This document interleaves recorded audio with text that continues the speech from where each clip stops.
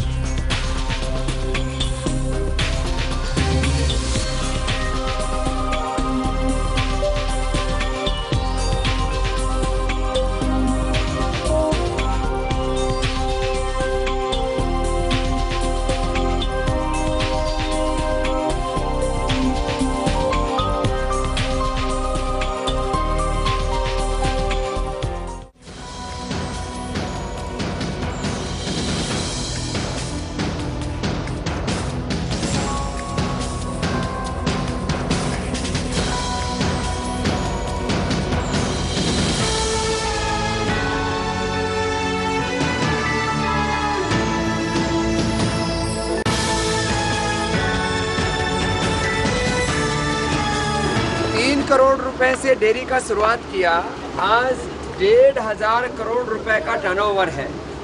आदमी मेहनत से, ईमानदारी से काम करे, निष्ठा से, तो कितना बड़ा काम कर सकता है। आज यहाँ 15 लाख लीटर गाय के दूध का प्रोसेस होता है और उस 15 लाख लीटर गाय का प्रोसेस करने के लिए कितने डिस्ट्रिक्ट में अपना आपका वो है ऑर्गेनाइजेशन खुद का?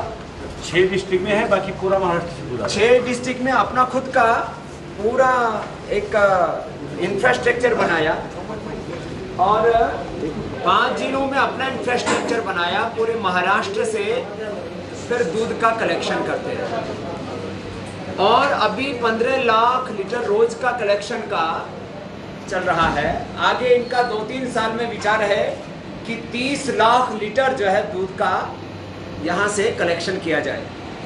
अमूल आज जो पूरे देश में सबसे बड़ा एक कोऑपरेटिव सिस्टम में काम करने वाला एक इंस्टीट्यूशन है, उसको एक तरह से टक्कर दे दिया। मैं तो ऐसा सोच नहीं सकता था हिंदुस्तान में कोई आदमी अपने संकल्प से इतना बड़ा काम कर सकता है। तो ये हमारा जो है देखने में छोटी उम्र का है लेकिन काम बड़ा कर दिया हमारे दशरथ माने दादा ने। इनका बेटा है प्रवीण भाई और भाई क्या नाम है? कुमार से। ये संयुक्त परिवार है और संयुक्त परिवार में ये इतना प्यार से काम कर रहे हैं। 3 भाई हैं, तीनों बहुत प्यार से मिलके रहते हैं। भाइयों के बच्चे वो भी साथ में इस सेवा में रहते हैं। तो अभी ये पूरा परिवार एक साथ रहता है। माने लोगों संपत्ति को ज्यादा महत्व देने लगते हैं, संबंध को कम। माने वो भी अच्छे संस्कार। तो 30 लाख लीटर अभी सपना है 3 साल का आगे का। कितना गाय दिलवाया है लोगों को? कम से कम 5 लाख गाय हमने 5 लाख गाय लोगों को दिलाया है और आगे और दिला देंगे 4-5 लाख। चालू है। तो मुझे लगता है आगे थोड़े दिनों के बाद में टीवी पर ये भी ऐड आ सकता है, गाय का दूध पीता है इंडिया। माने अब लोगों का कॉन्सेप्ट बदलेगा। इसमें जर्सी गाय के साथ साथ देसी गाय की तरफ भी आगे हमें ध्यान देना पड़ेगा। जब ब्राजील में हमारे हिंदुस्तान की गाय और उसमें भी जो खास करके जो साहिवाल है और राठी है, गुजरात की काकरोच है, ये सब नस्लें शाही, राठी, काकरोच और थारपारकर बहुत अच्छी नस्लें हैं। जब ब्राजील में हमारी गाय 40 से 60 किलो दूध दे सकती है तो हमारे हिंदुस्तान में भी मैंने कहा गौशालाओं की बजाय अब नंदीशाला खोलने की ज़रूरत है। और इस दिशा में जो है एक बड़ा काम सीखने के लिए एक बड़ा कीर्तिमान हमारे दशरथ दादा माने ने बनाया।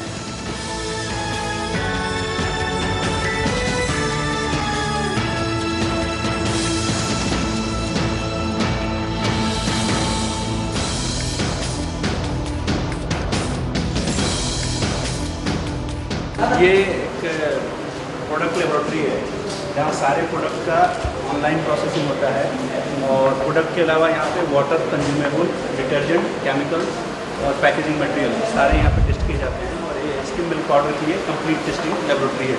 ये माइक्रो लेबोरेटरी है जिसमें माइक्रोबायोलॉजी परफॉर्म होता है, इसलिए हाँ सेपरेट माइक्रोबायोलॉजिस्ट है। और पैकेजिंग मटेरियल के लिए अलग अलग इक्विपमेंट्स हमारे पास। दूध का हम यहाँ MBRT भी चेक करते हैं, फाइनल प्रोडक्ट पे फ्लेवर्ड मिल्क है, इसका एनालिसिस करते हैं आपके। तो ये 8 एक्स्ट्रा प्रोडक्ट है, ये एनालिसिस होने के बाद फिर मार्केट में जाएगा। ये 6 महीने चलने वाला? हाँ, ये 3 मंथ का है। 3 महीने चलने वाला। लोग सोचते हैं कि जो गाय का घी आता है ये ऐसा गाय का घी कहाँ से मिलता है? तो अभी इस इलाके के अंदर कई लाख गाय हैं, खाली महाराष्ट्र में, ऐसे आंध्र प्रदेश में, कर्नाटक में। उसका पूरा एक इंफ्रास्ट्रक्चर बना हुआ है, दूध का कलेक्शन सेंटर्स बना हुआ है। वहाँ से सब दूध इकट्ठा होता है। क्योंकि जैसे अपने हरियाणा, उत्तर प्रदेश, पंजाब और दिल्ली का आसपास का एरिया, बहुत सा एरिया है जहाँ पर भैंस बहुत ज़्यादा लोग पालते हैं। इधर जो है कुछ लोग छोड़ दीजिए, बहुत थोड़े बहुत लोग होंगे जहाँ पर भैंस होगा। यहाँ 99% लोग गाय पालते हैं और उस गाय का दूध और गाय का ही करिए मक्खन, तो दूध कलेक्शन सेंटर्स में दूध कलेक्ट होता है, उसका फिर ये मक्खन निकाला जाता है। और ये मक्खन हर दिन का कितना कैपेसिटी है? 50 टन, 50 टन का। ये 50 टन का ये मक्खन का कैपेसिटी है। इसको कैसे करते हैं? अच्छा, पुराने सिस्टम में जब लोनी या क्रीम लोनी बनाते थे, लोनी बोलते थे, लोनी बोलते हैं ना हिंदी में। हाँ, लोनी बोलते। तो एक जो औरत लोग है वो इसको रवि से बनाती थी। अच्छा, उसको मतलब दही बनाते थे पहले, दही के बाद लोनी बनाते थे, उसके बाद छाछ बनता था। अभी वहाँ दूध डाला कैंपेन में और डायरेक्ट ऑनलाइन फ्रेश दूध का फ्रेश लोनी बनता है।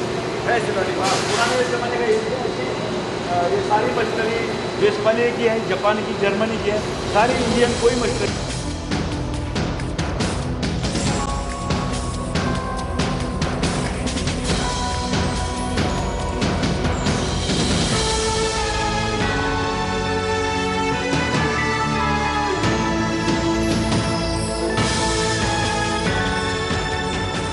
गाय का दूध आता है। गाय का दूध आने के बाद से पहले हम खीर को लेते हैं, तो दूध को खीर लिए करते हैं, इसमें जो शुद्ध दूध है उसका